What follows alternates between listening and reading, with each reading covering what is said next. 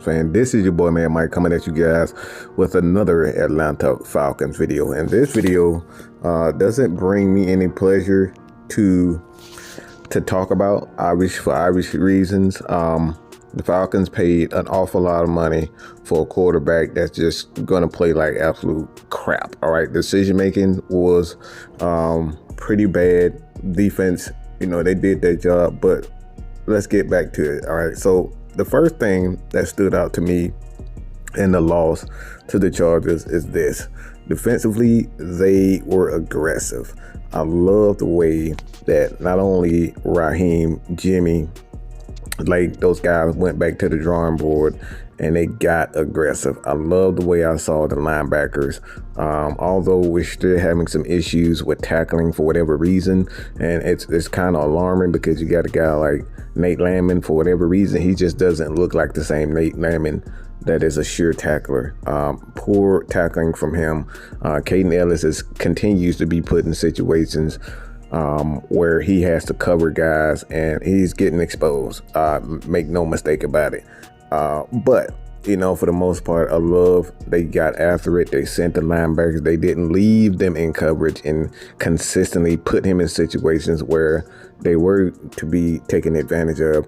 And I like it. I love what I saw defensively, even with the secondary.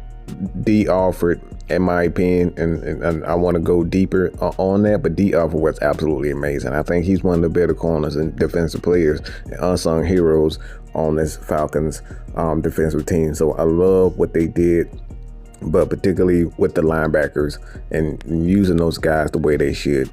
More so Caden Ellis. Caden Ellis did a pretty good job getting after the quarterback and being very aggressive.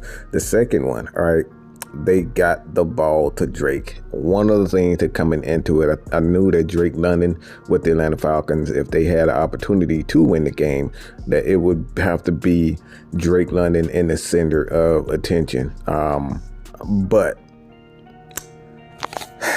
one thing that I did notice about this, and like I said, it's going to go into the third one, is that, yeah, we got the ball to Drake and we got it in his hand, and he performed well. He did his thing. All right. Drake London had a wonderful game. And when you look at what he can bring to this Atlanta Falcons team, man, I think he's not only one of those guys that are very good route runners for a guy his size. You look at him, he can make the big catches and he can make the catches out the run. And you look at his numbers, man, 9 catches for 86 yards. But the thing is, 16 targets. 16 targets. They're not spreading the ball around. And we're talking about Kirk Cousins. He gets fixated on one particular star player.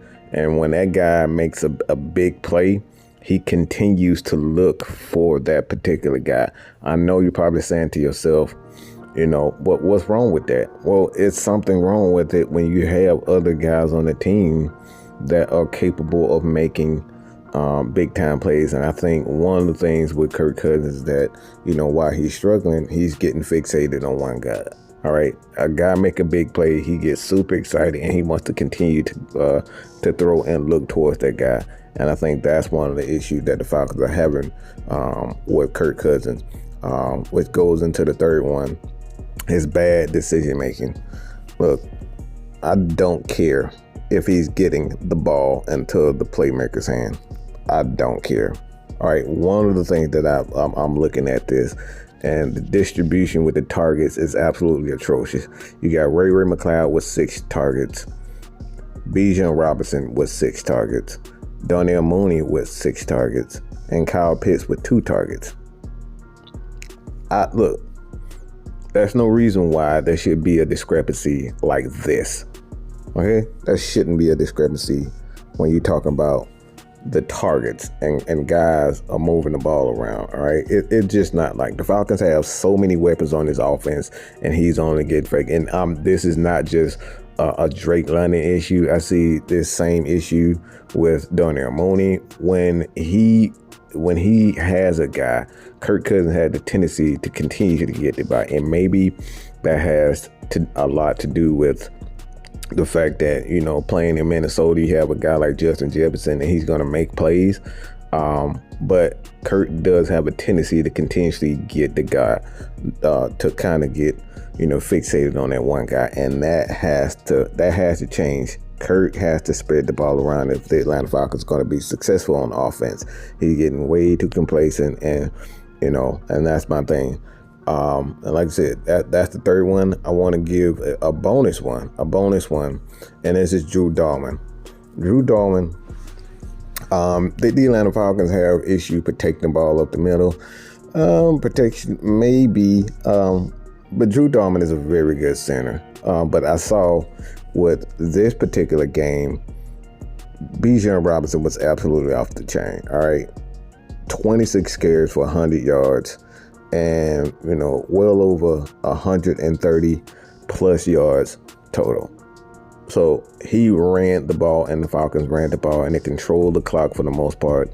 But like I said, these interceptions, the turnovers, they have to. But Drew Dalman, him coming back, you see what this Atlanta Falcons offensive line can do when he's in there, because he's able to get to that second level. And I thought the Falcons had several runs with Bijan Robinson where he got to the second level, got on another defender, and Bijan had opportunities to break it out for big runs. So shout out to Drew Dalman for doing a wonderful job coming back. There's going to be some struggle with his pass protection, obviously, because he's been out for a few weeks. So it's going to be struggle as far as that's concerned. But for the most part, man, he did a very good job. I love what the Atlanta Falcons do, but this game, Kirk Cousins has to do better. So this is the three things that stood out to me. Continue to support your boy here at Man Mike Sports, Atlanta Falcons Nation, 6-Man K-Style, Jew Talk Sports. Stay tuned for those guys' shows. They're going to be breaking it down throughout the week.